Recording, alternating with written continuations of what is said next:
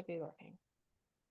Does it say recording on your end? It when I first came, it's not saying I'm not seeing. Just wanted to make sure. Okay. So we'll cut all that out. Hi, my friends. I am so glad you're here today on my podcast. Today, I have a very special guest. Her name is Larissa. She is living in Costa Rica. We have just been chatting, and she has an extraordinary life with so many life lessons that I'm excited for you guys to learn about. So, welcome, Larissa. I appreciate you being here and taking time. Well, I appreciate you having me on, Amanda. So, you were just telling me about your journey and how you got to Costa Rica, and also just about how many pivots there have been in your life. And it really kind of resonates with me. Like, I'm in my 40s and I pivoted towards actually, in my 30s, I pivoted towards teaching high school. And then in my 40s, I am now teaching high school and I'm pivoting towards a lot of Reiki and podcasting. So, how do you pivot? Is it easy for you, or were some difficult decisions for you? Oh gosh, I think I get it from my dad. Yeah. Because my father, he was a really, you want to talk about an interesting life. My dad was fascinating. Um, because he never met a challenge he didn't take on. Yep. And his whole motto was, well, no one told me I couldn't do it. Really quickly there was okay, when I moved to Edmonton, Hmm. I had graduated from university. I'd been a professional dancer in Montreal, and then I was accepted to do my master's in the University of Alberta. So I moved to Edmonton, and that's the city you need a car. And I was like, well, I don't have the money for a car. How can I get a car? I know I will sell cars because they give you a car to drive. I had it all figured out, right? So I went in and I had to do like the psychology, intake form, and I did that, and I minored in psychology, so it was like easy peasy. So they pushed me in for the interview. They're like, so tell us why you want to be, sell cars. And I'm thinking they're like, gosh, I can't tell them because I need a car. So I was like, it's because my father, yeah, that's it. My father used to sell cars. So, anyways, I ended up being only the second female in the province of Alberta. This is like 1991 to sell cars. That's amazing. And it was a pretty crazy ride for there. I ended up being, I sold a car my first day. I was top salesperson by the third month. I was working for Suzuki. Then Nissan came and asked me to go work for them. And my best month, I sold 24 vehicles. Wow. Yeah, Wow. so that was pretty crazy. But Wow. anyways, so when I was home visiting my family and I told my dad, I'm like, oh yeah. So I told him like, that you were selling cars. He goes, well, actually, because my dad was born like in 1917. And he goes, back in the dirty 30s, my friend had bet me that I couldn't get a job selling cars. So I took him up on it. I walked into the Ford dealership and told him I wanted to start selling cars. And they're like, ah, get out of here, kid. And my dad said, oh, well, that's too bad because the Chevy dealership down the road has given me a job. And so, anyways, so my dad ended up selling cars. So I think I come by it naturally, but I also feel like I've always been like a cat, you know, uh, I'll land on my feet, and I'm not someone who I've been in some, situations that are pretty like, oh, but instead of tensing up and getting into this like, woe is me, oh my God, like that fight or flight response. And it's just like, okay, shake it off. And how do I move forward? What is the solution? So I'm always very, maybe because I'm a Capricorn, what is that? How do I keep going up this mountain? And so for the pivot, it's just been, I don't know, it's like part of the adventure. It's like, okay, this isn't working. What do I need to do to get out of the situation and make it better for myself? So I don't, I guess I just kind of look upon it as like a great adventure and just having that sense of self that everything is going to work out. Like that is the through line. I just know that is going to work out. And maybe, I don't know if you've ever done any human design, but apparently I'm a manifesting generator. So that Oh means I yeah. need to listen to my gut. And I got to tell you, since I found this out and I look back on everything, like, it's so true. Every time I listen to my gut, it Mhm. it tells me this is yes or this is a no. And when I've gone against that, that's where I've run into trouble. But I think it's just being creative Mhm. and being fearless and Mhm. just having that inner knowledge that I'm going to be okay. And I think a lot of that, because I feel like if you come across as being uh, decisive and having that confidence, people just go along with it. Like Mhm. they're not going to question you. Yeah. Yeah, I see that. Yeah, and I talk about grit because I have these 5 Gs principles that I base my life on basically, and one of them is grit, and that's really just taking the next step forward, like just taking, even if it's a small step, just moving that next step, and and I am a generator, so I'm pretty much like walking straight most of the time, but you're a manifestor generator, and as far as I know, like that's like walking straight, but like in a wavy line, so that makes sense. Yeah. Yeah. Pretty much. Yes. That's great. So right now you are a PR, but you have been in and out of the PR business. What made you come back to that as far as like the podcasting part? Because I think podcasting for me is just such an amazing way for women to share their stories. And now you're helping women and yourself do that. I would love to know more about it. Oh, sure. Well, as I was, mentioning, I've been in PR since 1993. Back then, there were no podcasts. Yeah. And when ended up in Costa Rica because I was working as a publicist on a movie of the week. We were shooting here, met this really cute actor who was a local, and did what any self-respecting woman did, be like, oh, I'm just going to leave everything behind that I know and go on this great adventure to a country I don't speak the language and I don't have any job prospects or so that's what I did. And I couldn't do PR. This was in 2002. It was a very different landscape. There was no laptop lifestyle. Yeah. Like my laptop was the old Mac clam book Yeah. on dial-up internet. So yeah. Mhm. So I had to pivot. I opened a wedding planning business, but I built my wedding planning business by hiring a publicist who knew weddings and the travel industry. And we actually got to 7 figures, named top 30 in the world, again, because of PR. So I've always had my foot still in the PR world. But as I was going on, like in 2020, I was really feeling I need to start kind of getting myself ready for the next step because I loved weddings, but it is, especially as a destination wedding planner, I was always on the road, always on the road. And it was exhausting. And then, having a teenage daughter and she was a competitive horse jumper. So it was just the timing, too many balls. So I had pivoted back, had started, my first small offer to try and help people understand how they could do their own PR. And then COVID hit and Yeah. our border shut down March 19th. So Mhm. for 10 months, we had no business as a wedding planner. And so everything was just kind of serendipity that I had already started and had this new offer that basically saved my bacon because I had no business coming in the door. And I opened my agency, PR agency in June. So then once we were able to get back up to the wedding business, I was balancing both. And I had, I have a small team.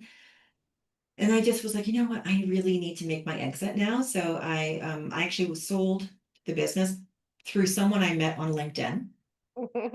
Happened to see he posted that he was looking for small businesses to purchase. I was like, and he had 2 catering companies. I'm like, well, actually, I have this. Boom. So you never know. Like All it was very sudden. And then I got into so podcasting, of course, had come onto the scene, and we started, exploring podcasts for our clients. And it's just the explosion of how it has helped their businesses compared to other forms. Like, yes, media, nothing against print media, but podcasts give you so many benefits. Like, I'm just going to run real quick. I don't know if you know these stats here, Amanda, but 85% of people who start listening to an episode listen through to the end, That's big. which is Yeah. huge. And it's because of it, you can multitask, right? Like people aren't just stuck to a screen. They can be walking the dog or going to work. So you have a huge, like literally a captive audience. And now they're saying that, what is it, 14.7 4, it's like you need, there was some new statistic out that you need to have, it's like 14 touch points over 7 times over 4 different platforms. So to be able to capture your ideal audience's attention is really hard. So, but if you think about it, we're having an interview, this might go on for an hour, right? Or even 30 minutes. To have someone's undivided attention for that amount of time, you can really go deep. And so by the time they finish hearing you, they already have that, like, okay, no like and trust factor if they want to go deeper. And so that's why I'm so passionate about podcasts, because it really gives you a platform where you can get deep into your message. People can really get a sense for who you are and what you do and how you can help them. Yeah. And so that's why we've really honed in, and we've seen like amazing success. Like one of my clients in the spiritual space, oh my gosh, we got our 76 podcast booked in Wow. like just over 3 months. Yeah, it just blew up. Yeah. Yeah. And I think a part of it is too is that you can hear the emotion in the voice. So you can't necessarily read that. But like when I listen to podcasts, I'm always multitasking, but you get to hear their voice and their passion and their energy through their voice that comes through the podcast. And I always enjoy that a lot too. That always grabs me or like shifts me. Yeah. Yeah, absolutely. Yeah. Yeah. So that's why we obviously do like all the other traditional forms of media for our clients, but the podcasting is where, I feel, I always joke it's a gateway drug to the rest of the media world, but it does have, there's over almost 4 million podcasts in the world right now. Mhm. So there's literally a podcast for whatever niche or super sub niche that you might be in. Yeah. And you can kind of slice it so thinly that you can't with other media forms. Yeah. Yeah, definitely. Oh, I love that. And so, what are you finding as you're helping these women and yourself get onto the podcast about sharing their story? How is that helping them?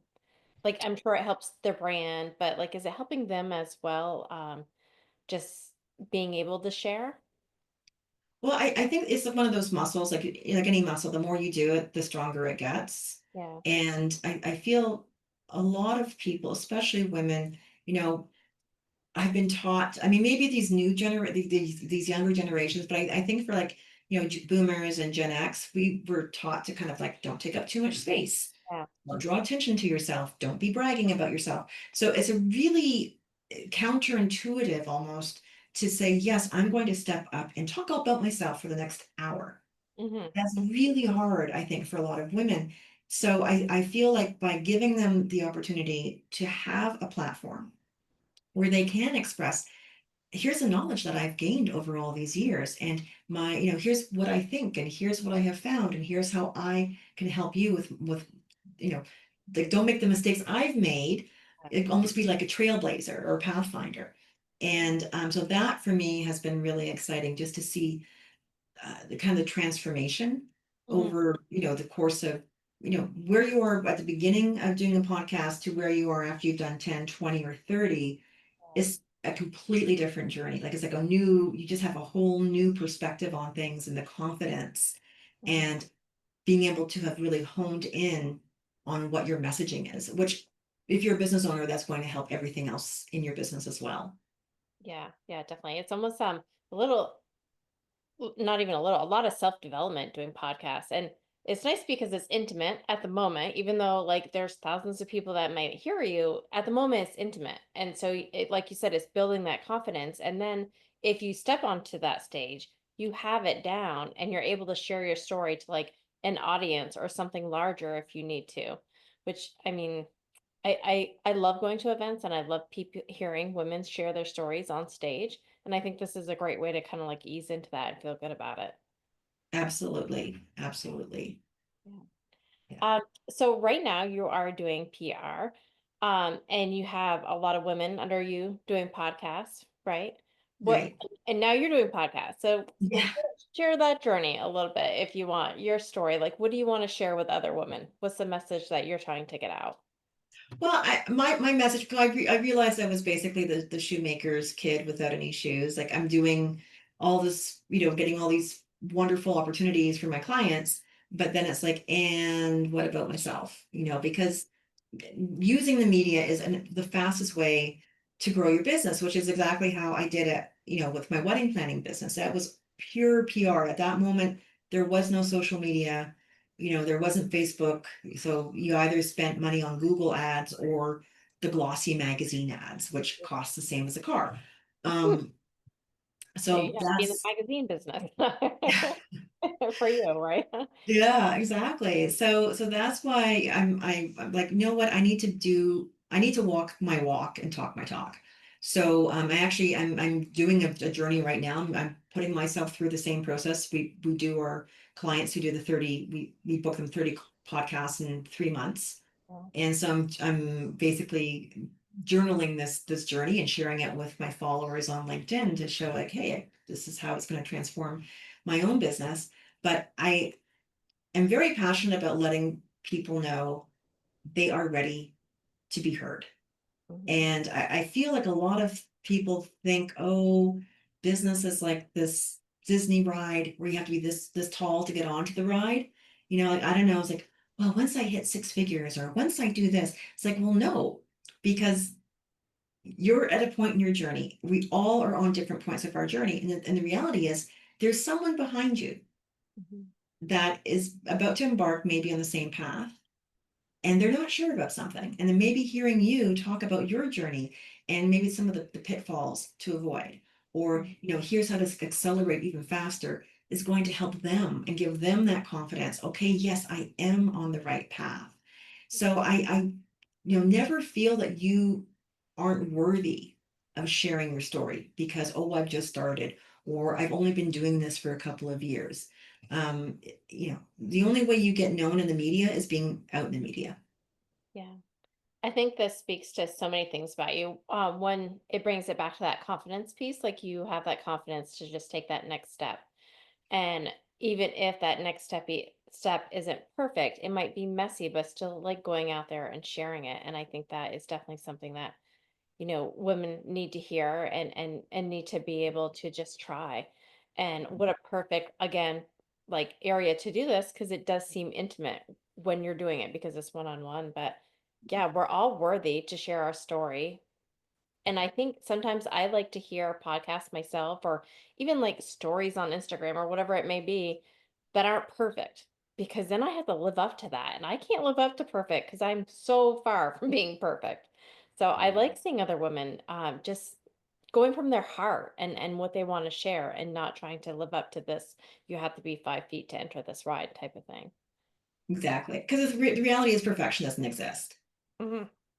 Yeah. Like we all have our warts and, Mhm. Yeah. you know, yeah, Yeah.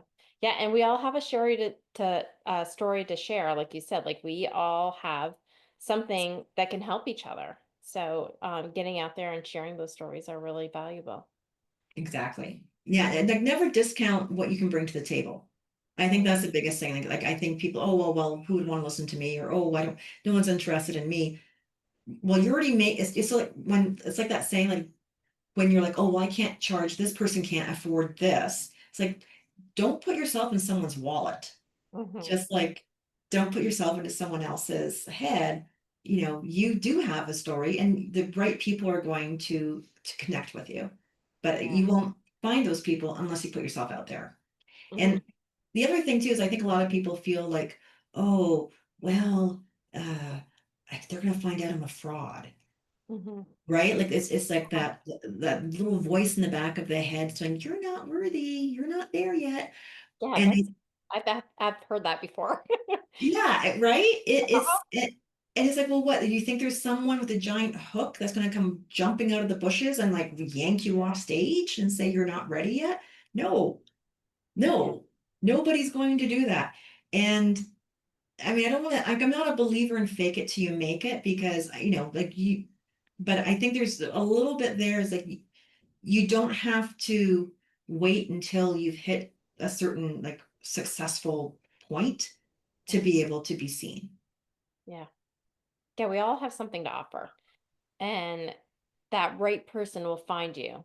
Like you said, like in your journey, you've had so many turns that have just worked out the way you wanted it to because you trusted in yourself to take that next step. So someone out there is waiting for your story. Someone else there needs what you have to offer.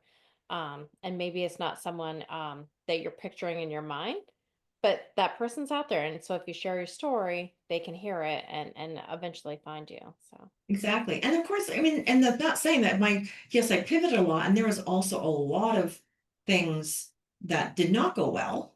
yeah. I mean, I'm very honest about this. Like, I stupidly believed that I wasn't good with money, right? Oh, I'm the creative one. I'm just going to leave all of that to my office manager because she's really good with that kind of stuff. Yeah. And this was back in the day when you had to have like a little key fob in order to go get onto the accounts. Oh, And my husband was originally on the. It was just more restrictive banking here because I didn't have my citizenship yet, so I didn't have access to the accounts. Anyways, 2015, we almost went bankrupt because we found out that she had been embezzling a lot of money under our nose because yeah. I put that like I had just fully trusted her and told myself this story. Hmm. Oh, you're the creative one. You don't understand spreadsheets. You're not good with the money. Hmm. So I flipped that story on its head and like took control of it. And it's like, well, no, now I'm the one that is in control. Like again, it's these stories that you tell yourself and you just keep buying into it, which I think is important to also know that, yeah, no one's perfect. And sometimes we make some really dumb mistakes. Yeah. So here I am telling everybody, don't make the same dumb mistake I made. Yeah. Yeah. Trust in yourself. Yeah. And that's a story that someone out there has to hear and be like, oh, I've never thought of it that way. Maybe I should look into my finances a little bit better. And I know I tell my girls all the time, especially as teenagers, they're very afraid to kind of put themselves out there, to make mistakes, and to push themselves sometimes. And I try to tell them, we all make mistakes. It's what you learn from them that really matters, and learning how to take that next step forward and learning how to get over that mistake is what really matters. Exactly. Yeah. And the thing is, I mean, having been a professional dancer, like Mhm. we learn from our mistakes. And ballet class was, an hour and a half of pure correction work, Mm, right? Like if you weren't getting corrected, it was like, well, what am I doing wrong? Or is the teacher mad at me because they're not giving me any corrections? mm, So I think coming into with a mindset where you have to be perfect, you're not going to get anywhere, mhm. right? Like no one is able to do anything perfectly. And I say this, one of the challenges I gave to myself a couple of years ago was like my daughter was a competitive horse jumper. I was always around horses. I've always loved horses. And I was filling out a form for a questionnaire for a summit. And they were like, what are your hobbies? And I sat back and I thought, oh my God, I don't have any hobbies anymore. Like I was hobby girl. I was on the track team. I was like, I don't, my whole life, I was always doing something. And I realized since my daughter was born, it was work and Mhm. driving my kid around. So I was like, I need to do something for myself because, I'd gotten out of shape and I wasn't happy with how I know. Oh So yeah. I took up horseback riding at the age of 57, which seemed a bit nuts. And I have to be back to square one as an absolute beginner is humbling. Mhm.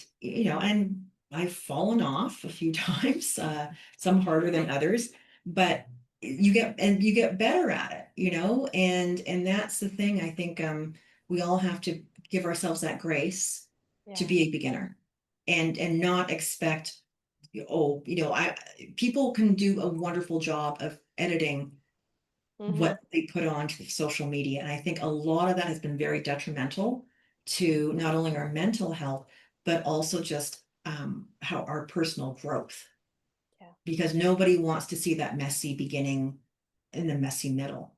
Mhm. But I think that's where the growth really happens. Yeah. Yes, I feel that on so many levels for sure. Definitely. And kudos to you for realizing that you need a hobby and then taking a hobby up because yeah, we do get lost in our day-to-day and what we have to do and all of a sudden it's like, wait, what do I do for myself? And yeah.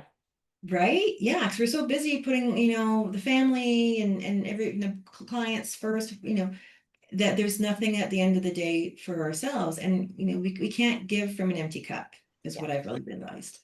Yeah, yeah. I try to preach that as much as I can, which is why my whole podcast is called Nurture Herself because we can't give back. We might be doing all the things, but we aren't there being, present and we are probably a little too stressed and we're probably a little too angry at times or short. And when we actually can give to ourselves and take care of ourselves, then we can show up to our family and to bringing them all the rides just a little bit happier, a little bit more present.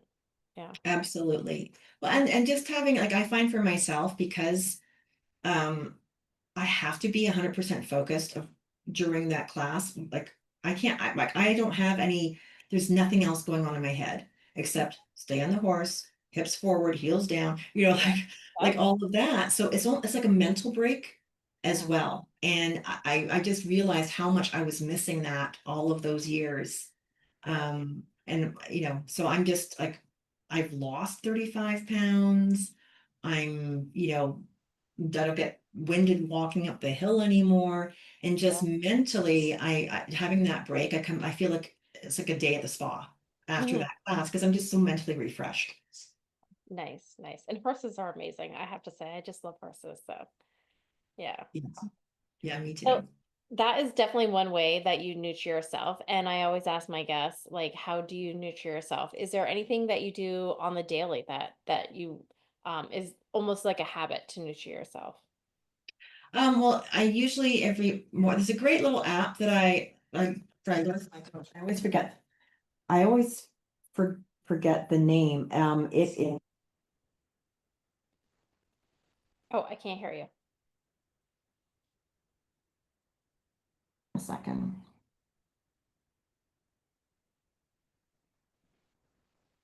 I can't hear you. Sorry.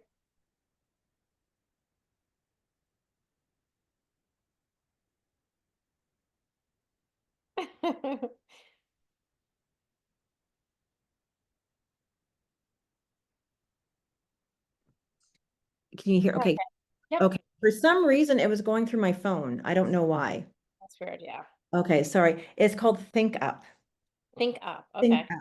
So it's a great little app. You can create your own like mantras, your own affirmations. Yeah. And so I listen to it a couple of times a day. Yeah. Now you're frozen. Ah. We were on such a good roll. I don't think it's me. I'm not sure.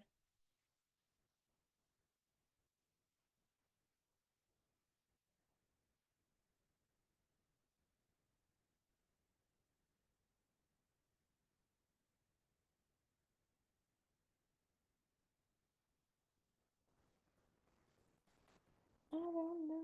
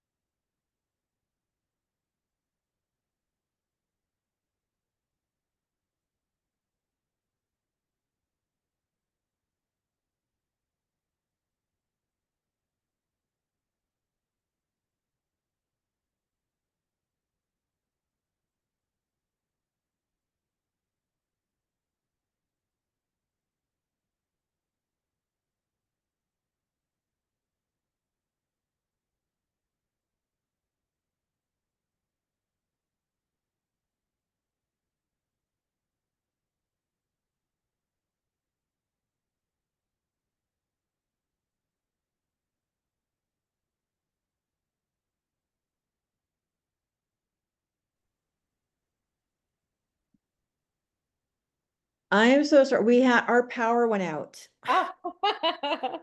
I'm like, "Oh, I don't think it's me, but I'm not sure." No, no, it's like, the joys of living I in Costa Rica, sometimes know. I don't know, it just will like flip out Yeah. for a Mhm. moment. So even though I'm on my laptop, it cuts off the internet. So my apologies. No, that's alright. I'll just ask you the question again, and then I'll edit Okay. it. All Okay. right. Um, so that is definitely one way that you nurture yourself is taking up that hobby. What is something that you do every day, maybe, or like a habit of your day to nurture yourself? Well, I'm using something now it's an app called Think Up. Yeah. And I got it from my coach, Hilary de Caesar. And you can create your own affirmations Nice. and then put binaural beats behind it. So you're supposed to listen to it like 3 times a day for 62 days because that's how you change the neuroscience Yeah. of like you actually rewire your brain so that you are putting yourself into, the actual mindset that of what you're actually aspiring to. Yeah. So I do that 3 times a day, and I also journal in the morning, just doing my gratitude journal, and Mhm. just to even if it's something as small as I'm thankful for having internet, or I'm thankful for having electricity, I'm thankful for my house. Yeah. It's I really believe that you can't receive until you truly feel gratitude for what you already have. Yeah. Yeah. Oh, I like that. The binary beats is like a big thing that I've been listening and reading about a lot. So that's really interesting. It's taking that affirmation to like the next level, pretty much. So I like that. Yeah. Yeah. Yeah, so I've been doing that, and it's like yeah, I'm really enjoying it. It's almost like that, like a little, that little slice I carve out in the morning just for myself before I get going on the rest of my day. Yeah, yeah. And I love a good gratitude practice. I have one myself and like you said, sometimes it's just being thankful for a warm bed and sometimes it's really being thankful for the emotions that you have or the memories that you have. So, yeah, awesome. Yeah, absolutely. So yeah, through your life and through your PR, you have taken us through a great adventure. So thank you for being here and sharing so much and sharing the truth that our stories can be told and we should feel more worthy and more confident about who we are. I appreciate that. Absolutely. Yeah. And I'm happy to, if people are interested, I do have like a free gift for Okay. them. It's called the Podcast Palooza. So this is like it's like a whole little it's a little workshop to teach you how you can go and reach out to podcasts on your own. And it has how to do the email template is in there for you, as well as a black book of over 1,000 podcasts to get started. Because I think it's, if you're a woman, you need to step up to that microphone and let your voice be heard and share your story. Oh, I love that. I will have all that linked below for sure. And if you're out there and you're thinking about being on a podcast or starting a podcast, definitely look up Larissa because, like she said, she just sent me a bio too of like so many amazing questions and information that she has. So reach out to her. Definitely, Larissa, and I'll put all your information down below in the link. So I appreciate that. Thank you. I appreciate it, Amanda. Yeah, and thank you for helping so many women. That's amazing. Oh, well, hey, that's how we lift everybody up, right? Yeah, I love that. I love that. And thank you all for listening. Definitely go out and look up Larissa. And like I said, choose yourself, choose your own story, choose yourself today. Take the time to nurture yourself. And I love you, and I'll talk to you soon.